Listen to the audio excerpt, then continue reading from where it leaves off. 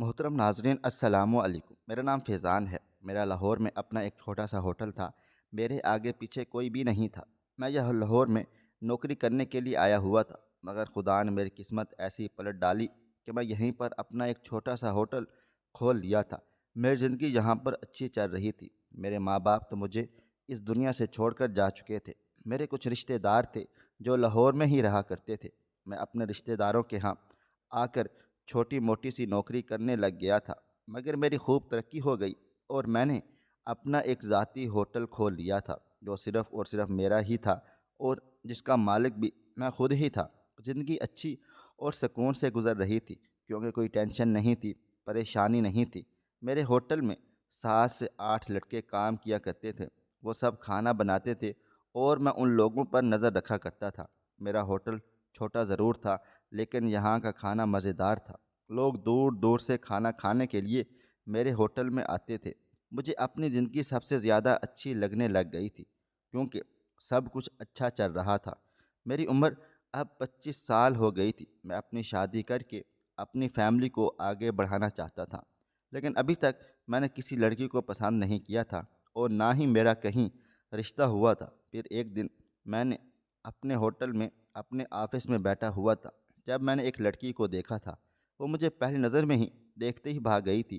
وہ مجھے بہت اچھی لگی لیکن اس کے چہرے پر ایک عجیب سی اداسی تھی۔ وہ میرے سامنے بیٹھی ہوئی تھی اور میں اس کی طرف بار بار دیکھ رہا تھا۔ یہ سوچ رہا تھا کہ یہ کیوں پریشان ہے اور اسے کیا مسئلہ مسائل ہیں۔ عجیب سی بات ہے، نہ میرا اس سے کوئی رشتہ خاص تھا لیکن میں نے اس کی پریشانی کو محسوس کر لیا تھا۔ پھر وہ بے چین ہو کر اور درخواست بھرے انداز میں مجھ سے کہنے لگی، سر میں بہت مجبور ہوں، مجھے آپ کے ہوٹل کے بارے میں پتہ چلا ہے تو میں یہاں پر آ گئی ہوں۔ کیا آپ مجھے نوکری پر رکھ سکتے ہیں؟ پلیز سر انکار مت کرنا اور مجھے نوکری دے دیں۔ میں بہت دور سے یہاں پر آئی ہوئی ہوں۔ میں یہاں سے نا امید ہو کر نہیں جانا چاہتا۔ میرے ہوٹل میں ہر طرح کے لوگ کھانا کھانے کے لیے آتے ہیں، اور تو اور میرا پورا کا پورا سٹاف میل پر مشتمل تھا، اس میں کوئی بھی فیمیل نہیں تھی۔ میں نے سوچا اگر میں نے اسے نوکری دے دی تو مجھے اس کی ذمہ داری اٹھانی پڑ جائے گی اور یہ میرے ہوٹل کے رولز کے خلاف ہے۔ میں یہاں پر کسی لڑکی کو نوکری نہیں دینا چاہتا تھا۔ سارے لڑکوں میں سے ایک لڑکی کہیں میرے ہوٹل کا نام بدنام ہی نہ ہو جائے، بس اسی وجہ سے میں نے اس کو نوکری دینے سے صاف صاف منع کر دیا تھا۔ ویسے تو مجھے اب اسے کام دینے میں کوئی مسئلہ نہیں تھا کیونکہ میں نے اپنے ہوٹل کے رولز خود ہی بنائے ہوئے تھے اور میں یہاں کا مالک تھا، اس لیے یہاں پر میری ہی مرضی چلتی تھی۔ مگر اس لڑکی کو یہاں رکھنے سے کوئی مسئلہ نہ ہو جائے۔ اس نے پھر سے کہا، سر پلیز دیکھ لیں، اگر کوئی گنجائش ہو جائے تو میں بہت زیادہ مجبور ہوں اور بہت سی امیدوں کے ساتھ یہاں پر آئی ہوئی ہوں۔ اس کا اتنا معصوم چہرہ اور اس کی اتنی معصومیت بھری بات سن کر میرا دل پگھل گیا تھا۔ میں کوئی برا آدمی نہیں تھا کیونکہ ہر مرد برا نہیں ہوتا۔ میں نے سوچ لیا تھا کہ مجھے اس کی مدد کرنی ہوگی۔ میں نے کہا ٹھیک ہے، اور میں نے اسے اپنے ہوٹل کے سارے کام سمجھا ڈالے تھے اور بتا دیا تھا کہ تم کہاں پر کام کیا کرو گی۔ اسے میں نے سبزی وغیرہ کاٹنے، چیزوں کو فرائی کرنے اور مسالے پیسنے کا کام دے دیا تھا۔ ویسے اور کام کرنے کے لیے تو میں نے باورچی رکھے ہوئے تھے۔ اس سے وہ بہت زیادہ خوش ہو گئی تھی۔ اس نے پھر سے کہا کہ آپ کا بہت بہت شکریہ، میں بہت زیادہ مجبور ہوں۔ آپ نے ایک مجبور کی مجبوری کو سمجھا ہے۔ میں نے کہا کہ بار بار اپنی مجبوری کے بارے میں مت کہو، میں تمہیں شرمندہ نہیں کرنا چاہتا تھا۔ میں تمہاری مدد کر سکتا ہوں تو میں نے تمہاری مدد کر دی ہے۔ پھر میں نے اسے 1 مہینے کی سیلری بھی ایڈوانس میں دے دی تھی۔ میرے یہاں کام کرنے والے ایک لڑکے نے مجھ سے کہا کہ سر آپ نے اس لڑکی کو یہاں نوکری دے کر اچھا نہیں کیا ہے، اور پھر آپ نے اسے پہلے ہی دن 1 مہینے کی سیلری بھی دے دی۔ کچھ لوگ بہت لالچی ہوتے ہیں، آپ دیکھنا ایسا ہی نہ ہو کہ وہ کل کو کام پر ہی نہ آئے اور آپ کے پیسے لے کر فرار ہو جائے گی۔ لیکن وہ اگلے دن کام پر آ گئی تھی اور اس نے ایک دن کی بھی چھٹی نہیں کی تھی۔ وہ لگاتار کام کاج کر رہی تھی، ٹائم سے آتی تھی اور ٹائم سے ہی اپنے گھر چلی جایا کرتی تھی، اور اب اسے میرے ہوٹل میں کام کرتے ہوئے تقریباً 1 مہینہ ہو گیا تھا۔ اپنا 1 مہینہ پورا ہوتے ہی اس نے مجھ سے عجیب سی فرمائش کر ڈالی تھی۔ اس نے مجھ سے کہا کہ سر مجھے پیسوں کی اشد ضرورت ہے، تو میں نے اس کے ایک بار کہنے پر اسے کچھ پیسے دے دیے تھے۔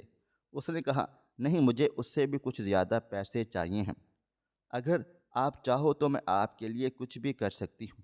مجھے پتہ چلا ہے کہ آپ کی شادی نہیں ہوئی، اگر آپ چاہو تو میں ایک دن کے لیے آپ کی بیوی بن کر آپ کے ساتھ رہ سکتی ہوں۔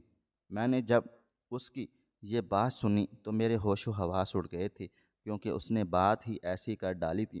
میں نے فوراً اس کا ہاتھ پکڑا اور اسے آفس کے اندر لے گیا تھا، اور پھر میں نے خوب ڈانٹا اور کہا تم یہ کیسی بکواس کر رہی ہو؟ تمہیں ایسی باتیں کرتے ہوئے شرم نہیں آتی؟ پیسوں کے لیے تم اتنی گر گئی ہو کہ تم صاف صاف لفظوں میں مجھ سے یہ بات کہہ رہی ہو؟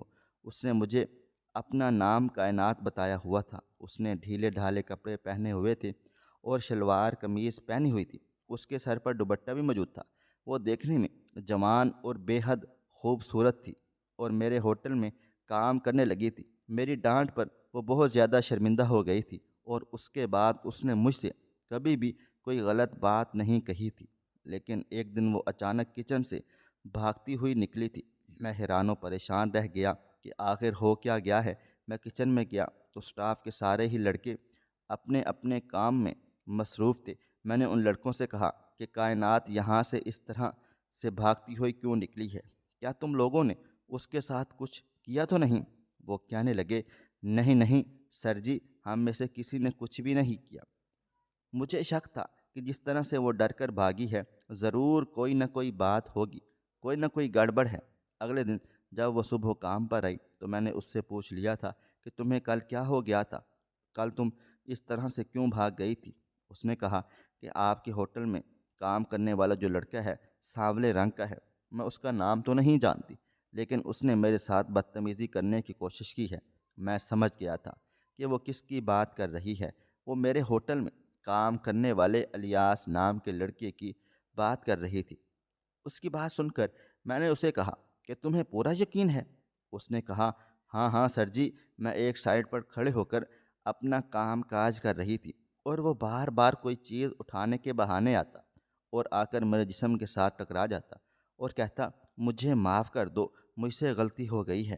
اور پھر اس نے آج تو حد ہی کر ڈالی۔ آج اس نے زبردستی میرا ہاتھ پکڑ کر میری کمر میں ڈال دیا، اور پھر میں وہاں سے بھاگ نکلی تھی۔ میں نے کہا تمہیں اس ٹائم مجھے بتا دینا چاہیے تھا، تمہیں اس طرح سے بھاگنے کی بھلا کیا ضرورت تھی؟ میں نے الیاس کو بلا لیا اور کہا کہ کیا تم نے اس کے ساتھ یہ غلط حرکت کی ہے؟ تم جیسے لوگوں کی وجہ سے عورت عزت کی روٹی کمانے کی بجائے کسی غلط کام کی طرف چلی جاتی ہے، کیونکہ ان کو یہ احساس ہوتا ہے کہ جہاں ہم عزت سے کام کر رہے ہیں وہاں ہماری عزت ہی محفوظ نہیں، تو پھر ہم وہی کام کر لیتے ہیں۔ تم جیسے مرد انہیں کوٹھے کی طرف دھکیل دیتے ہیں۔ الیاس نے کہا سر جی، یہ خود میرے قریب آنے کی کوشش کر رہی تھی، میں نے کچھ بھی نہیں کیا۔ سر میں آپ کے ساتھ پچھلے 2 سال سے کام کر رہا ہوں، اور اس لڑکی کو آئے ہوئے ابھی 2 مہینے بھی پورے نہیں ہوئے۔ آپ نے اس کی بات پر تو یقین کر لیا ہے، اور آپ میری بات پر یقین نہیں کر رہے ہیں۔ بات تو الیاس کی بھی ٹھیک تھی، لیکن پھر مجھے ایک اور لڑکے نے اشارہ کیا کہ یہ لڑکا ہی غلط ہے، اس نے لڑکی کو چھیڑا ہے۔ بس پھر میں نے فوراً ہی فیصلہ کر لیا تھا کہ میں اسے یہاں سے نکال دوں گا۔ میں نے الیاس سے کہا کہ میں تمہارا حساب کتاب کر دیتا ہوں، تم یہاں سے چلے جاؤ، اور وہ میرے ہوٹل سے چلا گیا، اور جاتے جاتے کہہ کر گیا تھا کہ سر، اس لڑکی کی وجہ سے آپ نے مجھے کام سے نکال دیا ہے۔ یہ لڑکی آپ کو ایک دن اپنا اصلی روپ ضرور دکھائے گی، پھر آپ کو پتہ چل جائے گا کہ میں صحیح تھا اور یہ غلط۔ ظاہر سی بات ہے میں نے اسے کام سے نکالا تھا تو وہ میری اس بات پر تعریف تو کر ہی نہیں سکتا تھا، اس لیے وہ اس کا نام بھی بدنام کرتے ہوئے وہاں سے چلا گیا تھا۔ لیکن شام کو مجھے میرے سٹاف نے بتایا سر، آپ نے اس لڑکی کو یہاں پر رکھ کر اچھا نہیں کیا، کیونکہ اب اس طرح کے مسئلے مسائل تو ہوتے ہی رہیں گے۔ ایک جوان اور خوبصورت لڑکی کا اتنے سارے لڑکوں میں کام کرنا کوئی مذاق نہیں ہے، اور آپ یہ بھی خوب جانتے ہیں کہ یہاں پر کام کرنے والے سارے ہی لوگ پردیسی ہیں اور اپنی اپنی بیویوں سے دور ہیں۔ کوئی 4 سال سے اپنے گھر نہیں گیا، کوئی 6 سال سے نہیں گیا، تو کوئی 8-9 سال سے نہیں گیا ہوگا۔ ایسے میں خوبصورت لڑکی ان کے ساتھ کام کرے گی تو کچھ نہ کچھ تو ہو ہی جائے گا۔ میں نے کہا تم یہ کیسی باتیں کر رہے ہو؟ کیا کسی مرد سے اتنا بھی کنٹرول نہیں ہوتا کہ وہ اپنی بیوی سے نہیں ملا تو وہ کسی بھی عورت پر ہاتھ ڈال دے گا؟ وہ آدمی میری بات سن کر خاموش ہو گیا تھا۔ اس نے کہا آپ کو مردوں کے بارے میں ابھی پتہ ہی کہاں ہے سر۔ اس دنیا میں بہت سارے ایسے مرد موجود ہوتے ہیں جن کا صرف اپنی بیویوں سے ہی دل نہیں بڑھتا بلکہ دوسروں کی عورتوں پر بھی نظر رکھتے ہیں۔ مرد تو بیوی کے ہوتے ہوئے بھی دوسری شادی کر لیتے ہیں اور اس کی بیوی کو کچھ پتہ ہی نہیں چلتا۔ میں نے کہا مردوں کو شادی کرنے کی اجازت ہے تو وہ اس چیز کا بہانہ نہ بنائیں کہ ہم تو دوسری شادی صرف غلط کام کے لیے ہی کر رہے ہیں۔ اور کسی بھی مرد کو اپنی پہلی بیوی کو دھوکہ نہیں دینا چاہیے۔ اگر اس کی دوسری شادی کسی مجبوری کی وجہ سے ہو جاتی ہے تو وہ اسے سہارا دیں، نہ کہ اس عورت کے ساتھ کوئی غلط کام کریں۔ میں نے اسے کہا اگر کائنات کو کام پر میں نے رکھا ہوا ہے تو اس کی حفاظت بھی میں ہی خود کروں گا۔ میرے دل میں کائنات کے لیے محبت بڑا احساس نہ ہوتا تو میں بھی کبھی اسے نہ تو اس کی نوکری پر رکھتا نہ ہی اس کے لیے اپنے پرانے سے پرانے نوکر کو نکالتا۔ یہ بات تو پکی ہو گئی تھی کہ میرے دل میں اپنی وہ ایک جگہ بنا چکی تھی، لیکن اس کے بارے میں مجھے کچھ بھی پتہ نہیں تھا کہ وہ شادی شدہ تھی یا نہیں، اس کے ماں باپ تھے یا نہیں، اس کی کیا مجبوری تھی یہاں پر کام کرنے کی، آخر وہ یہاں پر کام کیوں کر رہی تھی۔ مجھے اس سے دھیرے دھیرے یہ سب کچھ پوچھنا تھا۔ اگر وہ کنواری تھی تو پھر میں اس سے شادی کرنا چاہتا تھا اور اس کے ساتھ اپنی پوری زندگی گزارنا چاہتا تھا۔ جہاں تک میرا اندازہ تھا مجھے نہیں لگتا تھا کہ وہ شادی شدہ ہے، کیونکہ اس کے دیکھ کر تو کہیں سے بھی نہیں لگتا تھا کہ وہ شادی شدہ ہے۔ وہ کم عمر کی تھی اور اس کی عمر کوئی لگ بھگ 20-22 سال ہوگی۔ وہ تو ایک کمسن سی جوان لڑکی تھی۔ جب ہوٹل میں رات کو تھوڑا سا کھانا بچ جایا کرتا تھا وہ تو کھانا پیک کر کے اپنے ساتھ لے جایا کرتی تھی۔ ایک دن اس نے کہا کہ آپ میری اتنی مدد کرتے ہو، میں بدلے میں آپ کے لیے کچھ بھی نہیں کر سکتی ہوں، تو سوچا آپ کے لیے کچھ میٹھا ہی بنا لیتی ہوں۔ میں نے کہا کہ تم نے بہت اچھا کیا ہے۔ وہ میرے لیے اپنے ہاتھ سے گلاب جامن بنا کر لائی تھی۔ میں نے جیسے ہی گلاب جامن کھائی تو میں نے اس سے کہا کہ تمہارے ہاتھوں میں تو جادو ہے، ذائقہ ہے۔ میں نے کہا یہی گلاب جامن تو میرے ہوٹل پہ بھی بنایا کرو، میں تمہیں اس کے الگ سے پیسے دے دیا کروں گا۔ میں نے اس کو اچھے خاصے پیسوں پر رکھا ہوا تھا اور الگ اسے بھی پیسے دیا کرتا تھا، اور ہوٹل کے لوگ بھی اسے ٹپ وغیرہ دے دیا کرتے تھے، اور ہوٹل کا بچا ہوا کھانا بھی وہ اپنے گھر لے کر جایا کرتی تھی۔ لیکن پھر بھی وہ ہمیشہ اداس اور پریشان سی رہتی تھی اور اس کی پریشانی مجھ سے دیکھی نہیں جاتی تھی۔ ایک دن میں نے اس سے پوچھ لیا کہ کیا مسئلہ ہے، تم اتنی پریشان کیوں رہتی ہو؟ تو اس نے مجھے کچھ نہیں بتایا۔ اس نے کہا آپ کیا کرو گے میری کہانی سن کر؟ اب انسان بار بار تو نہیں پوچھ سکتا اور درخواست بھی نہیں کر سکتا ہے، ورنہ سامنے والا سوچے گا کہ پتہ نہیں کیوں میری کہانی کے بارے میں جاننا چاہتا ہے۔ اس لیے میں نے اس سے دوبارہ کوئی سوال جواب نہیں کیا تھا۔ ایک دن بہت تیز بارش ہو رہی تھی، اتنی تیز بارش ہو رہی تھی کہ کوئی بھی ہوٹل کی طرف آنے والا نہیں تھا اور جگہ جگہ پانی بھر گیا تھا۔ بس گاڑی میں بیٹھ کر کچھ کسٹمر آئے ہوئے تھے، لیکن پھر بھی وہ چلے گئے تھے۔ ابھی ہوٹل کو بند ہونے میں 1 گھنٹے کا ٹائم باقی رہ گیا تھا۔ میں نے سب کو چھٹی دے دی تھی۔ میں نے کہا آپ سب اپنے اپنے گھروں کو چلے جاؤ، بہت ٹائم کے بعد بارش ہوئی ہے۔ اب لوگ دھیرے دھیرے اپنا سامان اٹھا کر جانے لگے تھے۔ کائنات بھی جا رہی تھی۔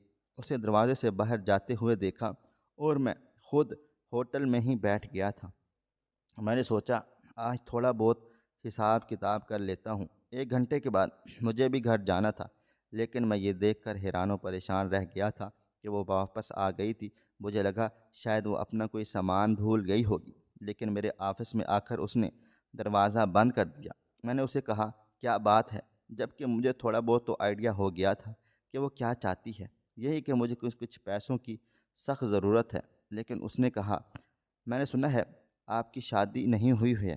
تبھی میں نے کہا تمہیں یہ سب کس نے بتا دیا؟ تو یہ کہنے لگی کہ سٹاف آپس میں باتیں کر رہے تھے تو میں نے بھی یہ سب سن لیا تھا۔ اگر آپ کہو گے تو میں وہ کام بھی کر سکتی ہوں جو ایک بیوی ایک آدمی کے لیے کر سکتی ہے۔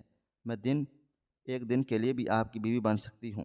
مجھے پتہ ہے کہ آپ میری اس بات سے شدید ناراض ہو جاؤ گے، لیکن میں بہت زیادہ مجبور ہوں۔ مجھے پیسوں کی اشد ضرورت ہے، اس لیے آپ مجھے تھوڑے سے پیسے دے دیں۔ اس کے بدلے میں میں سب کچھ کرنے کے لیے تیار ہوں۔ میں نے حیران و پریشان ہو کر اسے دیکھا تھا، کیونکہ اس سے پہلے جب اس نے مجھے یہی بات کہی تھی تو میں نے اسے خوب ڈانٹا تھا۔ میں جس لڑکی سے شادی کرنا چاہتا تھا وہ مجھے اس طرح سے آفر دے رہی تھی، وہ بھی رات کے اس ٹائم پر جب اس ہوٹل میں سوائے میرے اور اس کے علاوہ کوئی بھی موجود نہیں تھا۔ جب کوئی مرد اپنی پسند کی لڑکی کے منہ سے اس طرح کی باتیں سن لیتا ہے تو وہ کیا سوچتا ہے؟ ظاہر سی بات ہے وہ یہی سوچے گا کہ یہ لڑکی ٹھیک نہیں ہے، لیکن وہ شکل و صورت سے بہت ہی زیادہ مجبور لگ رہی تھی۔ آخر اس کی بھی ایسی کیا مجبوری تھی؟ اب تو میرا دل و دماغ گھوم گیا تھا۔ جب خود ہی پھل میری گود میں گرنے کو تیار تھا تو میں کیوں پیچھے ہٹ جاتا؟ میں نے اس کا ہاتھ پکڑ لیا اور اسے ہوٹل کے روم میں لے کر گیا تھا۔ میں نے کہا، اچھا تمہیں پیسے چاہیے تھے نا؟ اس نے کہا، ہاں، لیکن اس کی آنکھوں میں آنسو آ چکے تھے۔ میں نے اسے کہا کہ تمہیں کتنے پیسے چاہیے ہیں؟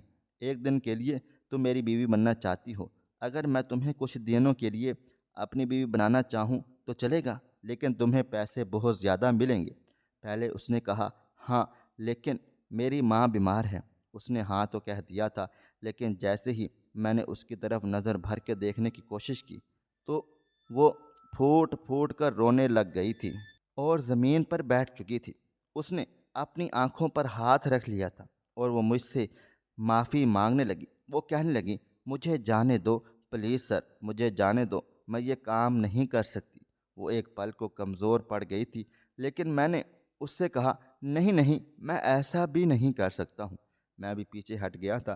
دراصل میرا ایسا کرنے کا کوئی بھی ارادہ نہیں تھا۔ میں اس کے جذبات احساسات کو ٹھیس نہیں پہنچانا چاہتا تھا اور اس کا ضمیر جاگ گیا تھا۔ میں نے کہا، اب مجھے یہ بتاؤ، تمہاری آخر ایسی بھلا کون سی مجبوری ہے جو تم یہ سب کرنے کو تیار ہو گئی ہو؟ اور خدا کے لیے مجھ سے جھوٹ مت بولنا۔ کائنات نے کہا، میں آپ سے کوئی بھی جھوٹ نہیں بولوں گی۔ آپ میرے ساتھ چلو، میں آپ کو کچھ دکھاتی ہوں میں کس حد تک مجبور ہوں۔ میں نے اپنی گاڑی نکالی اور اس سے کہا، ٹھیک ہے، چلو میرے ساتھ۔ ہم دونوں گاڑی میں بیٹھ گئے تھے۔ اب وہ مجھے راستہ بتاتی چلی جا رہی تھی اور ہم دونوں جا رہے تھے۔ راستہ بہت دور تک جا رہا تھا۔ ہم لوگ آبادی سے اب کافی دور آ گئے تھے۔ اب مجھے تھوڑا تھوڑا ڈر بھی لگنے لگا تھا۔ میں ایک ہوٹل کا مالک ہوں اور یہ لڑکی میرے پاس آتی ہے اور کہتی ہے کہ مجھے کام چاہیے، پھر اپنی اداؤں سے لبھانے کی کوشش کرتی رہتی ہے، پھر مجھے غلط کام کرنے کی آفر بھی دے دیتی ہے، اور اب کہہ رہی ہے کہ میں آپ کو اپنے ساتھ لے کر چلتی ہوں۔ کہیں ایسا تو نہیں کہ یہ سب کچھ ایک پلان کے تحت کر رہی ہو اور مجھے اپنے کسی جال میں پھنسانا چاہتی ہے؟ اب یہ جہاں مجھے لے کر جا رہی تھی، کہیں وہاں پر مجھ سے یہ سب کچھ چھین لے، میری گاڑی بھی مجھ سے لے لے۔ میری جیب میں کچھ پیسے تھے، میرے پاس دو مہنگے مہنگے موبائل فون بھی تھے۔ وہ سب کچھ اگر اس نے مجھ سے چھین لیے تو پھر کیا ہوگا؟ کسی کو کچھ پتہ بھی نہیں چلتا۔ آج تو بارش کا دن تھا، اتنے دن تک اس نے ایسی کوئی حرکت نہیں کی تھی، لیکن اسے آج ہی یہ سب کچھ کیوں یاد آ رہا تھا؟ کیونکہ بارش میں تو کوئی بھی باہر نہیں نکلتا۔ میرے دل و دماغ میں ہزار طرح کی باتیں اور وسوسے آ رہے تھے، جب اچانک سے اس نے کہا کہ وہ سامنے گلی میں پہلے گھر کے سامنے گاڑی کو روک دے۔ یہ گھر بہت چھوٹا سا لگ رہا تھا۔ ایسا لگتا تھا کہ گھر کی دیواریں تو پکی ہیں، لیکن شاید اوپر سے چھتیں کچی بنی ہوئی تھی۔ وہ بھی گاڑی سے اتر گئی تھی اور ہم لوگ گھر کے اندر چلے گئے۔ گھر کی حالت دیکھ کر آئیڈیا ہو رہا تھا کہ یہاں پر غریبی راج کرتی ہے۔ اس گھر میں کچھ بھی نہیں تھا، سامنے ہی کسی بچی کے ٹوٹے پھوٹے کھلونے پڑے ہوئے تھے۔ میں سمجھ چکا تھا کہ یہ لڑکی شادی شدہ ہے اور اس کے تو بچے بھی ہیں، لیکن جب بھی وہ کام پر آتی تھی تو بچوں کو تو اپنے ساتھ نہیں لاتی تھی۔ شاید یہ اپنے بچوں کو گھر پر ہی چھوڑ کر جاتی ہو۔ بچے کی چیزیں تو پڑی ہوئی تھیں، مگر کہیں بچہ کہیں بھی نظر نہیں آ رہا تھا۔ یہاں پر ایک بچے کی پرانی سی واکر تھی اور کچھ کھلونے موجود تھے، ان پر بہت ساری دھول جمی ہوئی تھی، لیکن شاید کمرے میں تھا۔ وہ مجھے کمرے میں لے گئی، لیکن سامنے کا نظارہ دیکھ کر میرے پیروں تل سے زمین نکل گئی تھی، کیونکہ اس کمرے کے اندر بستر پر ایک آدمی پڑا ہوا تھا جس کا آدھا جسم لاچار ہو چکا تھا، لیکن وہ جاگ رہا تھا اور کچھ عجیب و غریب سے اشارے کرتے ہوئے پوچھنے لگا کہ یہ کون ہے۔ اس نے بھی اشارے سے بتا دیا تھا کہ یہ میرے سر ہیں، جہاں پر میں کام کیا کرتی ہوں، یہ وہاں کے مالک ہیں۔ پھر اس نے اس آدمی پر کمبل ڈال دیا تھا اور اسے پانی پلانے لگ گئی تھی، اور اس نے اس کو دوائی بھی کھلا ڈالی تھی۔ پھر اس نے مجھ سے کہا، سر آپ میرے ساتھ باہر آ کر بیٹھ جاؤ۔ میں اس کے کمرے سے باہر آ گیا۔ یہاں پر ایک کمرہ تھا اور بھی تھا، باہر صرف ایک چھوٹا سا صحن بنا ہوا تھا۔ صحن تو میں نے سمجھانے کے لیے کہہ ڈالا ہے، بس ایک چھوٹی سی خالی جگہ رہ گئی تھی۔ میں وہیں کرسی پر بیٹھ گیا اور یہ سوچنے لگ گیا کہ گھر میں بچوں کے کھلونے تو پڑے ہوئے ہیں، لیکن مجھے بچہ کہیں بھی نظر نہیں آیا۔ پھر کائنات کمرے سے باہر آ گئی تھی اور ایک چھوٹی سی کرسی پر میرے سامنے آ کر بیٹھ گئی تھی۔ اس نے کہا، آپ کو میرا گھر کیسا لگا ہے؟ میں نے اس سے کہا، تمہارا یہ گھر تو بہت اچھا ہے۔ پھر اس نے مجھے بتایا کہ اندر جو آدمی لیٹا ہوا ہے نا، وہ میرا شوہر ہے۔ یہ سن کر تو میرے ہاتھ میں امید کا جو شیشہ تھا وہ چکنا چور ہو گیا تھا، کیونکہ میں تو اسے اپنی بیوی بنانا چاہتا تھا اور یہ پہلے سے ہی شادی شدہ نکلی تھی۔ اس نے کہا کہ میرا شوہر بہت بیمار ہے اور میں اسی کے علاج کے لیے پیسے جمع کرتی رہتی ہوں۔ اس نے کہا، ہاں یہ تو میں نے دیکھ لیا تھا، تم سچ میں بہت زیادہ مجبور ہو۔ کیا ہوا تھا تمہارے شوہر کو جو اس کی ایسی حالت ہو گئی ہے؟ اس پر کائنات نے کہا کہ مجھے نہیں پتہ اس سے کیا ہوا تھا۔ میں نے کہا، کیا مطلب ہے تمہارا کہ تمہیں یہ نہیں پتہ کہ تمہارے شوہر کے آخر ہوا کیا تھا؟ اس نے کہا، جب میری اس سے شادی ہوئی تھی تب بھی یہ ایسا ہی تھا۔ میری شادی ایک ایسے انسان سے کروا دی گئی تھی جو مفلوج تھا۔ آخر کس نے تمہاری شادی اس کے ساتھ کروائی تھی، اور تمہاری شادی کو کتنے سال ہو گئے ہیں؟ اس نے بتایا کہ میری شادی کو 3 سال ہو گئے ہیں۔ صرف اس کے ایک ہاتھ پر فالج ہوا تھا اور اس کے ساتھ میری زندگی بہت بری گزر رہی تھی، کیونکہ وہ ایک ہاتھ سے لاچار ہو گیا تھا، لیکن اس کا دوسرا ہاتھ بالکل ٹھیک ٹھاک تھا۔ وہ مجھے ایک ہاتھ سے خوب مارتا پیٹتا تھا۔ خدا نے ہمیں اولاد بھی دی ہوئی تھی، لیکن وہ اس دنیا سے چلی گئی۔ میری بیٹی 1 سال کی تھی۔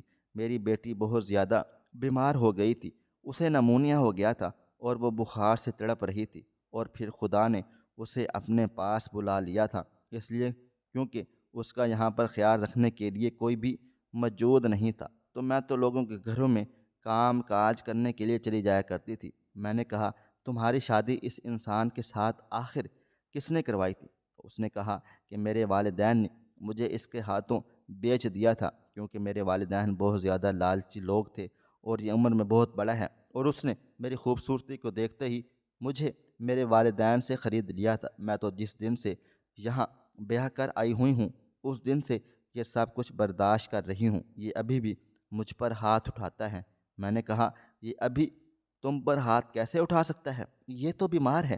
اس نے کہا کہ اب اس کا فالج بڑھ گیا ہے اور اب اس کی ٹانگ پر بھی اثر ہو گیا ہے، اسے کانوں سے ٹھیک سے سنائی نہیں دیتا، تو یہ بول بھی نہیں پا رہا، لیکن ایک ہاتھ اس کا ابھی بھی چلتا ہے۔ اس نے ایک ڈنڈا اپنے پاس رکھا ہوا ہے جو اس کے بیڈ کے پاس ہی رکھا رہتا ہے، اور اسے اپنی ہاتھ کی انگلیوں میں پکڑ کر جب وہ غصے میں ہوتا ہے تو اشارے سے مجھے بلاتا ہے، اور میں اس کے سامنے بیٹھ جاتی ہوں اور وہ ڈنڈے کے ساتھ مجھے مارنا پیٹنا شروع کر دیتا ہے۔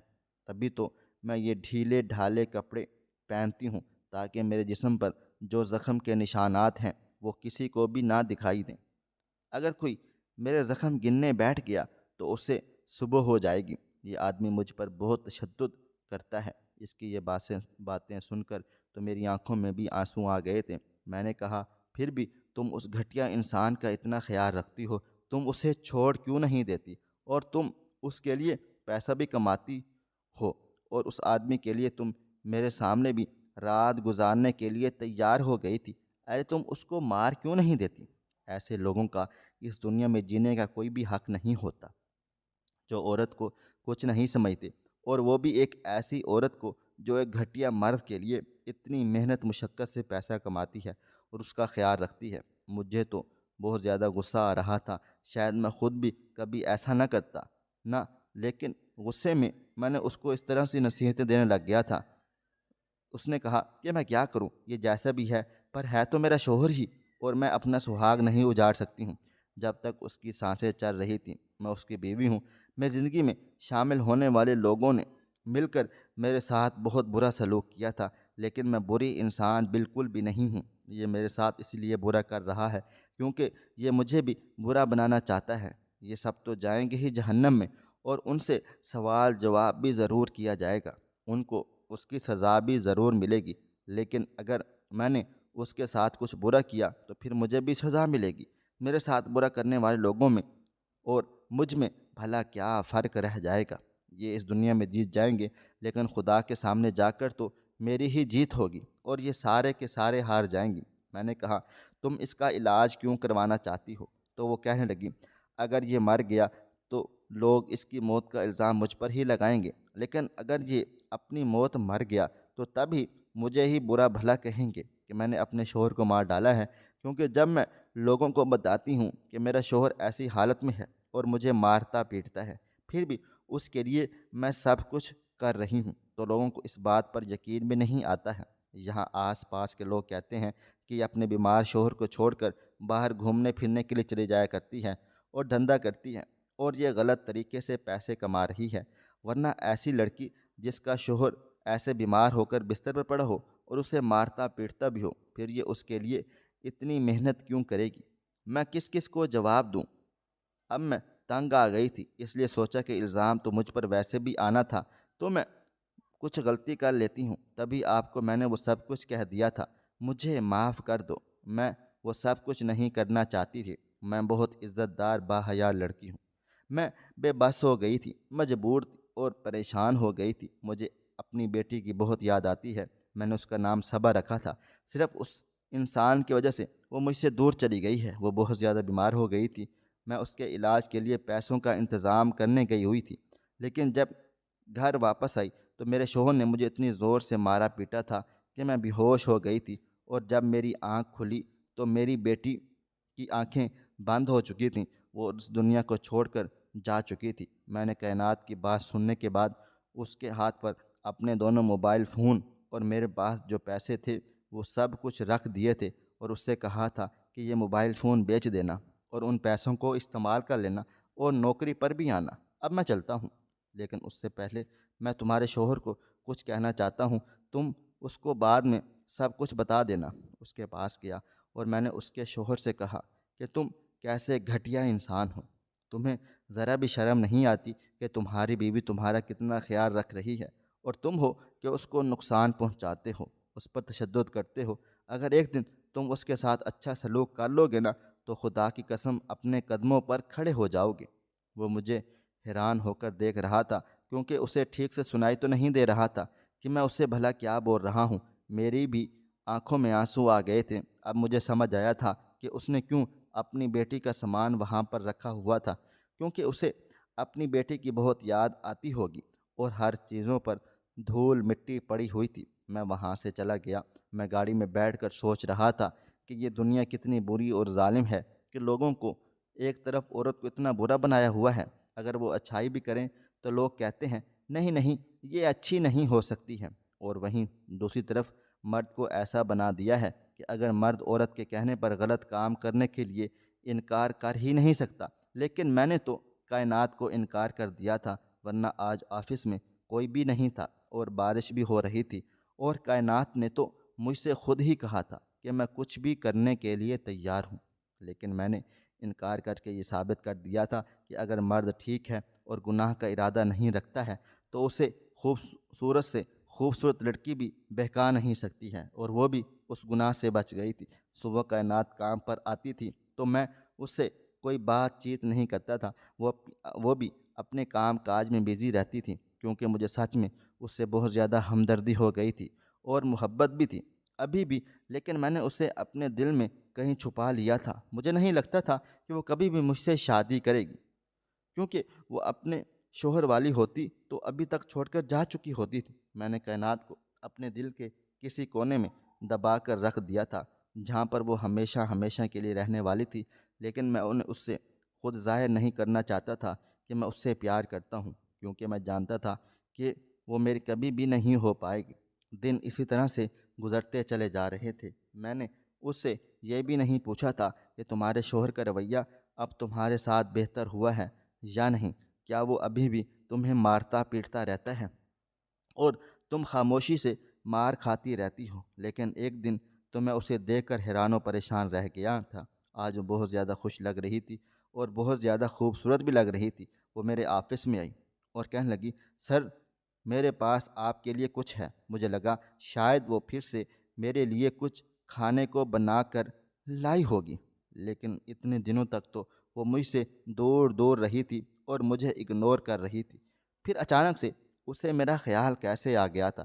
میں اس کے ساتھ صحیح سے پیش آ رہا تھا کہ جیسے سب کچھ نارمل ہے اور میرے اندر کچھ بھی نہیں چل رہا ہے۔ میں نے کہا، ہاں ہاں بتاؤ کیا لائی ہو تم؟ تو اس نے میرے سامنے میرے دونوں موبائل فون میز کے اوپر رکھ دیے تھے۔ میں نے اس سے کہا کہ تم نے ابھی تک ان کو بیچ کر استعمال نہیں کیا؟ تو وہ کہنے لگی، نہیں سر، مجھے انہیں بیچنے کی ضرورت ہی نہیں پڑی تھی۔ دراصل میرا شوہر اس دنیا سے چلا گیا ہے۔ میں اس کی بات پر چونک گیا تھا، پریشان ہو گیا۔ میں نے کہا، یہ سب کیسے ہو گیا؟ اس نے کہا، اس دن کے بعد ہی رات کو اچانک اس کی طبیعت بہت زیادہ بگڑ گئی تھی۔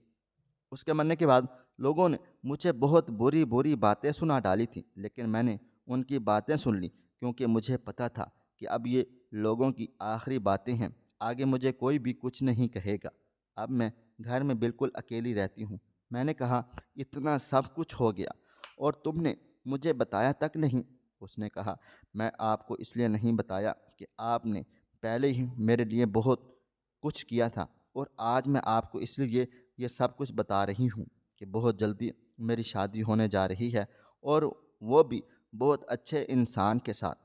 یہ سن کر تو میرے ہوش ہی اڑ گئے تھے اور میں حیران و پریشان رہ گیا تھا کہ وہ اپنے شوہر کے مرتے ہی اتنی جلدی شادی بھی کر رہی ہے۔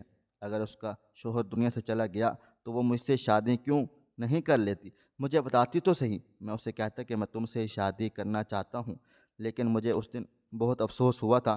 اس نے مجھے بالکل آخری وقت پر بتایا تھا کہ اگلے مہینے کی 5 تاریخ کو میری شادی ہے، آپ ضرور آنا۔ میں بہت زیادہ پریشان تھا۔ اگلے مہینے کی 15 تاریخ 15 دن کے بعد ہی آ گئی تھی۔ اس دن میں نے ہوٹل کے سارے لوگوں کو چھٹی دے دی تھی اور میں اپنے آفس میں بیٹھا ہوا تھا۔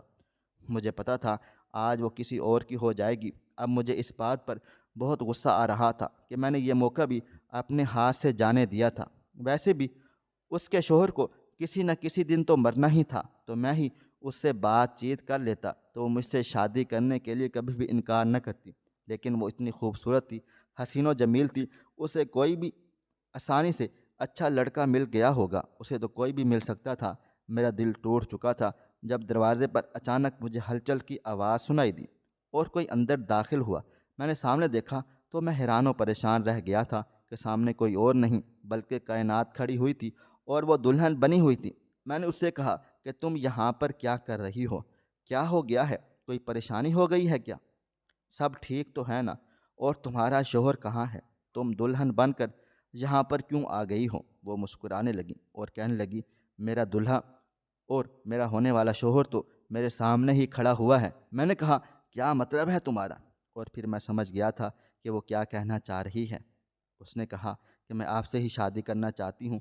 آپ ہی وہی انسان ہو جس نے میری مشکل میں مدد کی اور میری حفاظت کی اور میری ساری مجبوریوں کو سمجھا تھا، مجھ پر بری نظر نہیں ڈالی۔ میں آپ کے علاوہ اور کسی سے شادی بھی نہیں کر سکتی تھی۔ مجھے آپ سے اچھا ہم سفر مل ہی نہیں سکتا۔ جب اس نے یہ بات کہی تو میں آپ لوگوں کو بتا نہیں سکتا کہ اس ٹائم مجھے کتنی خوشی ہو رہی تھی۔ میں بے یقینی سے اسے دیکھ رہا تھا اور خوشی میں پوری طرح سے حیران و پریشان ہو گیا۔ میں نے اسے گلے سے لگا لیا اور ہم لوگوں نے اسی دن دھوم دھام سے شادی کر لی تھی۔ وہ میری بیوی ہے اور ہم دونوں اب ہنسی خوشی زندگی گزار رہے ہیں۔ اس نے میرے گھر کو جنت بنا دیا ہے اور وہ میرے گھر کو اچھی طرح سے سنبھال رہی ہے، اور اب تو وہ میرے بچے کی ماں بھی بننے والی ہے۔ پھر جب 9 مہینے پورے ہو گئے تو اس نے ایک خوبصورت بیٹی کو جنم دیا ہے۔ وہ کہتی ہے، یہ میری وہی بیٹی ہے جو مجھے چھوڑ کر چلی گئی تھی، اب یہ واپس میری زندگی میں آ گئی ہے۔ میں اس کا نام صبا رکھوں گی۔ میں بھی اسے کہتا ہوں، ہاں تم اس کا نام صبا ہی رکھنا، بہت پیارا نام ہے۔ تم یہی سمجھنا کہ تمہاری بیٹی دوبارہ سے واپس آ گئی ہے۔ خدا نے تمہیں تمہاری صبا واپس کر دی۔ اس نے میرے گھر کو جنت بنا ڈالا تھا۔ اس کے دم سے میرا ہوٹل اور بھی زیادہ اچھا چل نکلا تھا۔ میں بہت زیادہ خوش ہوں اور مجھے کائنات کے روپ میں ایک بہت ہی خوبصورت اور اچھی ہم سفر ملی ہے، کیونکہ میں نے گناہ نہیں کیا تھا، اور اگر میں اس رات اس کے ساتھ غلط کام کر کے اپنی ہوس کو پورا کر لیتا تو شاید آج میں تباہ و برباد ہو چکا ہوتا، لیکن میں نے ایسا نہیں کیا۔ میں نے ہمیشہ اس کی مدد کی تھی، اور پھر وہی میرے لیے صبر کا پھل بن کر میری زندگی میں آ گئی، اور اب میں ہنسی خوشی ازواجی زندگی گزار رہا ہوں۔ خواہش صرف اتنی ہے کہ کچھ الفاظ لکھوں جس سے کوئی گمراہی کے راستے پہ جاتے جاتے رک جائے، اور نہ بھی رکے تو سوچ میں ضرور پڑ جائے۔ پیارے دوستو، امید کرتا ہوں کہ آپ کو یہ ہماری کہانی پسند آئی ہوگی۔ کہانی پسند آئی ہو تو اس ویڈیو کو لائک کریں، کومنٹس کریں، شیئر کرنا بالکل بھی نہ بھولیں، اور ہاں، اگر آپ لوگ اس چینل پر نئے ہیں تو اس چینل کو سبسکرائب ضرور کر لیں اور نوٹیفیکیشن کو ضرور دبا دیں تاکہ آنے والی کہانی سب سے پہلے آپ کو مل سکے۔ ملتے ہیں کل ایک نئی اور دلچسپ کہانی کے ساتھ، تب تک اپنا ڈھیر سارا خیال رکھیے گا۔ اللہ حافظ۔